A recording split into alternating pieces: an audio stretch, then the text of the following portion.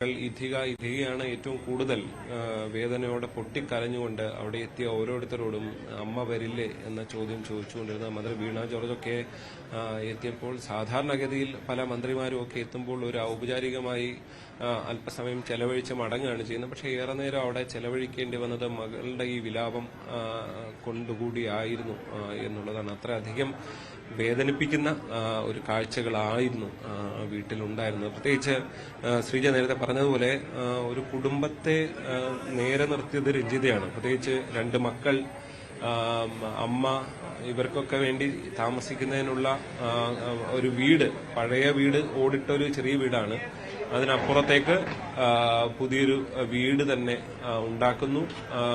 ഈ മാസം 28-ന് നിങ്ങൾ പാലുകാച്ചൽ ഔപചാരികമായി നടത്തിക്കോളൂ, ബാക്കി ടൈലിന്റെ പണികളൊക്കെ ഉണ്ട്, അത് 10-20 ദിവസം കൊണ്ട് തീർക്കാം എന്നൊക്കെ പറഞ്ഞ് ഉറപ്പിച്ചാണ് 10-ാം തീയതി രഞ്ജിത പോകുന്നത്. ചെങ്ങന്നൂർ റെയിൽവേ സ്റ്റേഷനിൽ നിന്ന് ട്രെയിനിൽ നെടുമ്പാശ്ശേരിക്ക് പോവുകയും അവിടെ നിന്ന് മറ്റൊരു കുടുംബം കൂടി റെയിൽവേ സ്റ്റേഷനിലേക്ക് ഉണ്ടായിരുന്നു. അവരൊരുമിച്ച് അങ്ങനെ വിമാനത്താവളത്തിലേക്ക് ഉണ്ടായിരുന്നു. അങ്ങനെ ഒരുമിച്ച് വിമാനത്താവളത്തിലേക്ക് പോയി എന്നുള്ളതാണ് അടുത്ത ബന്ധുക്കളൊക്കെ പറയുന്നത്. സഹോദരന്റെ ഭാര്യയാണ് ഇവിടെ നിന്നും റെയിൽവേ സ്റ്റേഷനിലേക്ക് കൊണ്ടുവിടുകയൊക്കെ ചെയ്തത്. വേദനാജനകമായ ഇവിടെ പൊതുദർശനം ആരംഭിച്ചിരിക്കുന്നു. ആളുകൾ കുറച്ചുകൂടി കഴിഞ്ഞാൽ കൂടുതൽ ആളുകൾ എത്തും എന്നാണ് പ്രതീക്ഷിക്കുന്നത്. പ്രത്യേകിച്ച്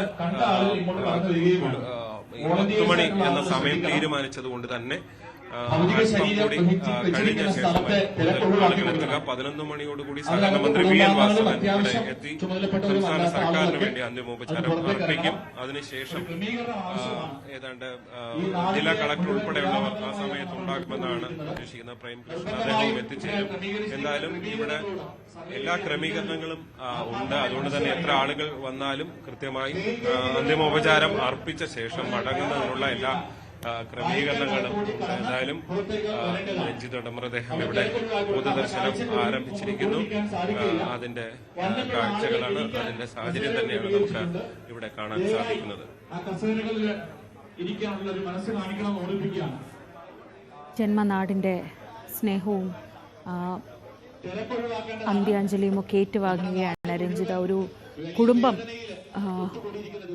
കരുപ്പിടിപ്പിക്കാൻ, തൻ്റെ കുടുംബത്തിന് അടച്ചുറപ്പുള്ള ഒരു വീട്ടിൽ കിടന്നുറങ്ങാൻ വേണ്ടി ഒരുപാട് കഷ്ടപ്പെട്ട ഒരു പെൺകുട്ടി, 2 മക്കളെ വളർത്തിയെടുക്കാൻ പെടാപ്പാട് പെട്ട ഒരു പെൺകുട്ടി, ഒറ്റയ്ക്കൊരു കുടുംബം നടത്തിക്കൊണ്ട് പോകാനുള്ള ഒരു ജീവിതത്തോടുള്ള യുദ്ധത്തിനിടയിലാണ് പാതി വഴിയിൽ ഇങ്ങനെ കൊഴിഞ്ഞു പോകുന്നത് എന്നത് അത്യന്തം ദുഃഖകരമാണ്. ഒരു നാടൊന്നാകെ രഞ്ജിതയുടെ കുടുംബത്തിനൊപ്പം നിൽക്കുന്നുണ്ട്. പക്ഷേ അവർക്ക് നഷ്ടപ്പെട്ടത് ഏറ്റവും വലിയ സമ്പത്താണ്. അവരെ സംബന്ധിച്ച് ഒരിക്കലും തീരാത്ത ദുഃഖമാണിത്. മക്കളുടെ കണ്ണീർ കണ്ടു നിൽക്കുക എന്നത് വലിയ പ്രയാസമായിരുന്നു ആ ദിവസങ്ങളിലൊക്കെ. തളർന്നുപോയ അമ്മയെ കൂടെ നിർത്തുക എന്ന് പറയുന്നതും വലിയ സങ്കടമുള്ള കാര്യമായിരുന്നു. ആരോഗ്യ പ്രശ്നങ്ങളുള്ള അമ്മയാണ്. 2 കുഞ്ഞുങ്ങൾ മാത്രമാണ് അവർക്ക് ഒപ്പമുള്ളത്. ആ വീടിൻ്റെ ദൃശ്യങ്ങളൊക്കെ ശ്രീജിത്ത് വലിയ സങ്കടമായിരുന്നു. പകുതി പണി കഴിഞ്ഞ് താമസിക്കാൻ കാത്തു നിൽക്കുന്ന ഒരു വീട്ടിലേക്ക് ഈ ജീവനറ്റ ശരീരം വരിക എന്ന് പറയുന്നത് ആലോചിക്കാൻ പോലും പറ്റാത്തൊരു ദുഃഖമാണ്. കുടുംബാംഗങ്ങളൊക്കെ അങ്ങോട്ട് വന്നിട്ടുണ്ടോ? അത് വീട്ടിലേക്ക് മൃതദേഹം കൊണ്ടുപോകുമോ? എന്തൊക്കെയാണ് നമുക്ക് അതുമായി ബന്ധപ്പെട്ട വിവരങ്ങൾ?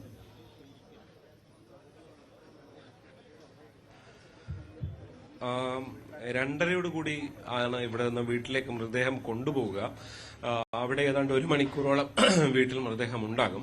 ചടങ്ങുകൾ, അന്തിമോപചാര ചടങ്ങുകളൊക്കെ നടത്തുന്നതിന് വേണ്ടിയുള്ള സമയമാണ് അത്. ഇവിടെയൊക്കെ സഹോദരങ്ങളൊക്കെയും എത്തിയിട്ടുണ്ട്.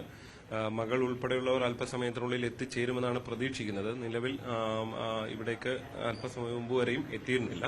എന്തായാലും സഹോദരങ്ങൾ 2 പേരുണ്ട്, അവരുടെ കുടുംബാംഗങ്ങൾ എല്ലാവരുമുണ്ട്. അങ്ങനെ ഒരു സഹോദരൻ മസ്കറ്റിലായിരുന്നു. ഈ ദുരന്തം അറിഞ്ഞ് തൊട്ടടുത്ത ദിവസമാണ് ഇവിടേക്ക് എത്തിച്ചേരുന്നത്. മറ്റേ സഹോദരൻ അടൂരാണ്. അദ്ദേഹമാണ് രതീഷ്. അദ്ദേഹമാണ് ഇവിടേക്ക്, അതായത് അദ്ദേഹവും അമ്മാവനുമാണ് ഇവിടേക്ക്, അതായത് അഹമ്മദാബാദിലേക്ക് പോവുകയും ദിവസങ്ങളോളം കാത്തിരിക്കുകയും ചെയ്യുന്നത്. പലതരത്തിലുള്ള സങ്കീർണതകൾ, അവിടെ ഏതാണ്ട് അവസാനം ഉള്ള ഒരു 8 മൃതദേഹങ്ങൾ തിരിച്ചറിയുന്നതിന് അത്രയധികം ബുദ്ധിമുട്ടുകൾ ഉണ്ടായിരുന്നു എന്നുള്ളതാണ് വന്ന റിപ്പോർട്ടുകൾ. പ്രത്യേകിച്ച് നമുക്കറിയാം, ഒരു വിമാന അപകടമാണ്. അതിൽ ഉണ്ടാകുന്ന സങ്കീർണതകൾ നമുക്കൊരുപക്ഷെ ചിന്തിക്കാൻ കഴിയുന്നതിനപ്പുറത്തേക്കാണ്. അത്തരം സങ്കീർണതകൾ DNA പരിശോധനയിൽ അടക്കം നേരിട്ടു എന്നുള്ളതാണ് അവിടെ ഉണ്ടായിരുന്ന ഡോക്ടർമാരടക്കം വ്യക്തമാക്കുകയും ചെയ്തിട്ടുള്ളത്. ആ സങ്കീർണതയാണ് രഞ്ജിതയുടെ കാര്യത്തിൽ ഒരു അനിശ്ചിതത്വം ഉണ്ടായിരുന്നത്. അതാണ് പിന്നീട് അമ്മ തുളസിയുടെ അടക്കം DNA സാമ്പിളുകൾ ശേഖരിച്ചുകൊണ്ടൊരു പരിശോധന നടത്തേണ്ടി വന്ന സാഹചര്യത്തിലേക്ക് എത്തിയത്.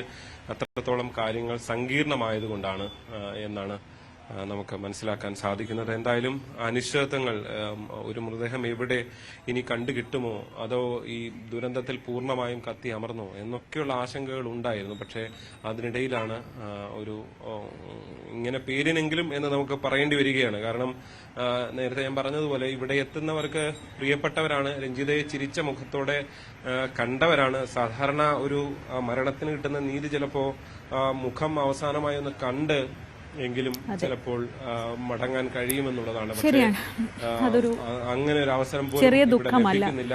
അവസാനമായി ആ ഒരു മുഖം കാണാനോ ഒരു അന്ത്യചുംബനം നൽകാനോ പോലും കഴിയാതെ വരിക എന്ന് പറയുന്നത് ഒരു ജീവിതത്തിലെ ഏറ്റവും വലിയ ദുഃഖമായിരിക്കും. ആ ദുഃഖമാണ് ആ കുടുംബം അനുഭവിക്കുന്നത്. ആ കുടുംബത്തിനൊപ്പം നിൽക്കുക എന്നതാണ് കേരളത്തിന് മുഴുവൻ ഇപ്പോൾ ചെയ്യാനുള്ളത്. രഞ്ജിതയുടെ മൃതദേഹം ഇപ്പോൾ പുല്ലാട്ടേക്ക് എത്തിച്ചിരിക്കുകയാണ്. വിവേകാനന്ദ ഹൈസ്കൂളിൽ പൊതുദർശനത്തിന് വെച്ചിരിക്കുകയാണ്. കഴിഞ്ഞ 10 ദിവസം മുൻപ് അപകടം നടന്നു. പിന്നീട് മൃതദേഹം തിരിച്ചറിയാൻ പോലും കഴിയാതെ വലിയ സങ്കീർണമായ ഒരു അവസ്ഥയുണ്ടായിരുന്നു. അതിനൊടുവിലാണ് DNA മാച്ചിങ്ങിന് ശേഷം ഇപ്പോൾ രഞ്ജിതയുടെ മൃതദേഹം നാട്ടിലേക്ക് എത്തിച്ചിട്ടുള്ളത്. വൈകിട്ടാണ് സംസ്കാരം നടക്കുക. ശ്രീജിത്ത് തുടർന്നുള്ള ബുള്ളറ്റിനുകളിലും മറ്റ് വിവരങ്ങൾക്കായി ശ്രീജിത്തിലേക്ക് എത്താം, പുല്ലാട്ടേക്ക് എത്താം.